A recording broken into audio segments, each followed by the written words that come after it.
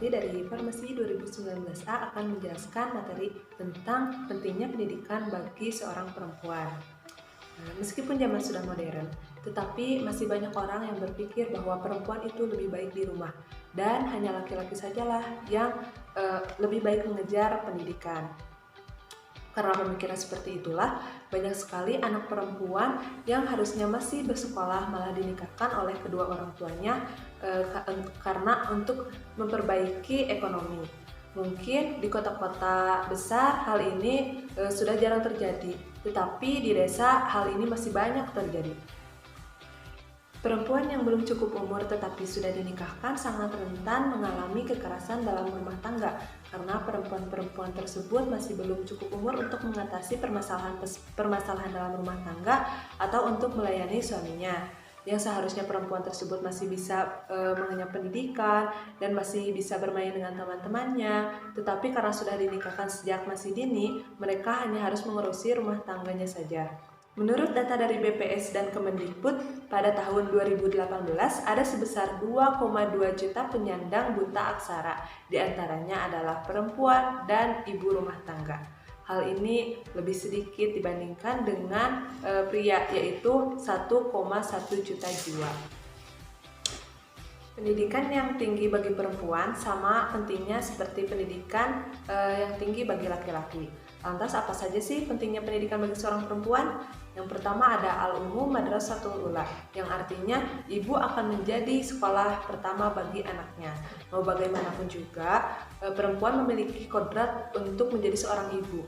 Ketika kita nanti mempunyai seorang anak, kitalah yang akan mendidik dan menanamkan akhlak yang baik kepada anak-anak kita. Dengan pendidikan sang ibu, anak pasti akan terdidik lebih baik. Yang kedua, pendidikan menjadi modal. Jika mengambil suatu sudut pandang fungsionalisme struktural dalam sosiologi, masyarakat merupakan struktur yang dimana semua saling berkaitan. Semuanya memiliki peran dan fungsi yang saling berkaitan untuk memenuhi kebutuhan masing-masing individu. Bayangkan saja jika perempuan tidak berpendidikan, tentunya ia tidak memiliki skill yang dapat dijadikan modal untuk berperan dan berfungsi di masyarakat. Kalau seperti itu, bagaimana perempuan bisa memenuhi kebutuhannya dengan kebutuhan orang lain? Maka dari itu, pendidikan merupakan modal seorang perempuan untuk berperan, berfungsi, dan memenuhi kebutuhan di masyarakat. Ketiga, mampu mendukung kehidupannya dengan orang lain. Poin ini masih bersangkutan dengan poin sebelumnya. Dengan skill yang dimiliki oleh seorang perempuan dari pendidikan, maka skill tersebut akan mendukung kehidupannya dan juga orang lain. Orang lain di sini bisa berarti orang tua, saudara, anak, suaminya, dan sebagainya. Keempat, dapat mengikuti zaman dan teknologi. Zaman sekarang ini banyak anak-anak yang sudah menyukai teknologi. Nah, kita sebagai seorang ibu sudah sewajarnya mampu menggunakan teknologi juga, minimal untuk menjaga sang anak dari konten-konten yang tersebar di internet, terutama konten negatif. Tanpa pengawasan yang tepat dari seorang ibu, konten di internet bisa mempengaruhi pola pikir seorang anak. Kelima, dapat mengurangi angka kematian. Kenapa bisa sih? Karena dengan pendidikan akan mengurangi pernikahan dini. Dengan mengurangi pernikahan dini, maka hal tersebut akan mengurangi resiko kematian akibat melahirkan di usia yang masih muda. Data yang ditunjukkan oleh Women UN di tahun 2015, kesadaran pendidikan bagi perempuan memiliki dampak terhadap penurunan angka kematian ibu hingga 66%. Hal ini tentunya dikarenakan adanya pengurangan pernikahan dini. Selain itu juga dengan pendidikan kita mampu mengenal narkoba, obat-obatan terlarang, sehingga kita bisa menjauhkannya agar mengurangi tingkat kematian. Yang keenam ada mencegah perdagangan manusia. UN Women menyebutkan bahwa perempuan miskin dan tidak berpendidikan sangat rentan mengalami perdagangan manusia. Dengan pendidikan, perdagangan perempuan masih memiliki kesempatan untuk dicegah. Misalnya nih, banyak perempuan yang dijual ke luar negeri seperti Malaysia, Singapura, Brunei, Taiwan, Jepang, Hong Kong, Timur Tengah, dan yang lainnya. Perempuan yang dijual ini memiliki tujuan untuk dieksploitasi, baik itu menjadi pekerja paksa, perbudakan, dieksploitasi secara seksual, dan sebagainya. Dengan pendidikan, hal ini masih bisa dicegah. Yang ketujuh, dapat mencegah pernikahan dini. Kenapa bisa sih? Tentunya bisa dong, karena di Indonesia itu kan pendidikan diwajibkan selama 12 tahun dari SD hingga SMA. Nah, setidaknya kalau seorang perempuan disekolahkan dari SD hingga SMA pasti akan menikah setelah lulus sekolah. Perempuan tersebut sudah berumur 17 tahun hingga 18 tahun. 8, dapat mengurangi kemiskinan.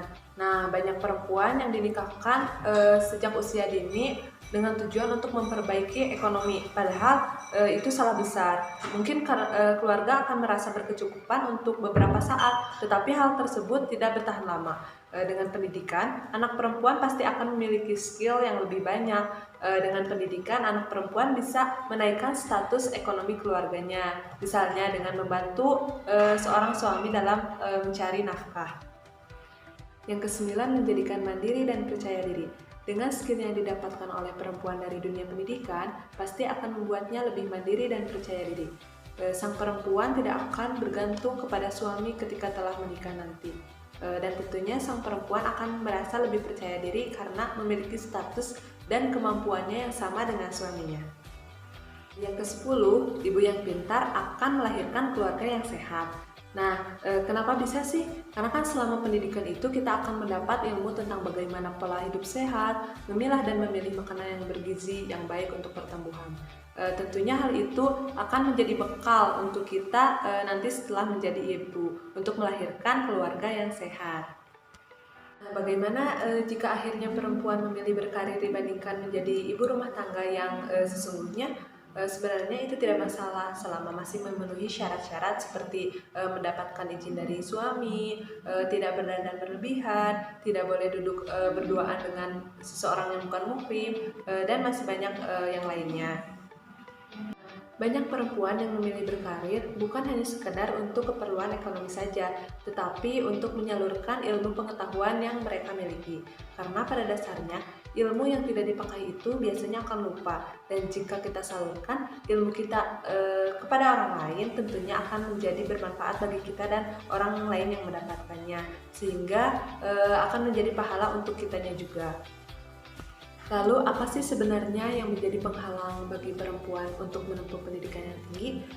Terdapat beberapa alasan seperti rendahnya tingkat kesadaran akan pentingnya pendidikan bagi perempuan, selanjutnya merasa tidak perlu, tidak berkewajiban, atau bahkan tidak begitu menginginkan adalah sejumlah alasan yang kerap dilontarkan sehingga perempuan kerap mengesampingkan pentingnya pendidikan. Nah, ini baru sejumlah alasan yang terdengar dari para perempuan yang belum menikah. Nah, berbagai alasan lainnya yang bahkan lebih sering terdengar lagi dari para perempuan yang telah berumah tangga, misalnya sibuk mengurus anak dan suami, lalu berpikir juga untuk apa sekolah atau kuliah lagi sih, kan sudah menikah. Selain itu banyak alasan lain yang sering dilontarkan oleh mereka seperti biar kelak anak-anak sajalah yang bersekolah, ibunya tidak usah, misalkan tidak perlu kuliah atau sekolah lagi karena kan tidak akan bekerja lagi. Ataupun masih banyak alasan-alasan lain yang dilontarkan oleh perempuan terutamanya yang sudah menikah. Nah, meskipun begitu, perempuan juga harus mengupayakan yang terbaik untuk hidupnya sendiri dan kelak keluarganya nanti, sama halnya dengan para laki-laki. Untuk itu, maka jelas pendidikan yang tinggi bagi perempuan itu sangat penting, sebab ini akan sangat mempengaruhi kualitas kehidupan mereka di masa yang akan datang. Nah, kita sebagai perempuan dituntut untuk bisa berpikir positif bahwa ilmu itu sangat penting bukan hanya untuk laki-laki tetapi juga untuk perempuan. Terima kasih. Sekian dari saya. Mohon maaf apabila ada kekurangan. Wassalamualaikum warahmatullahi wabarakatuh.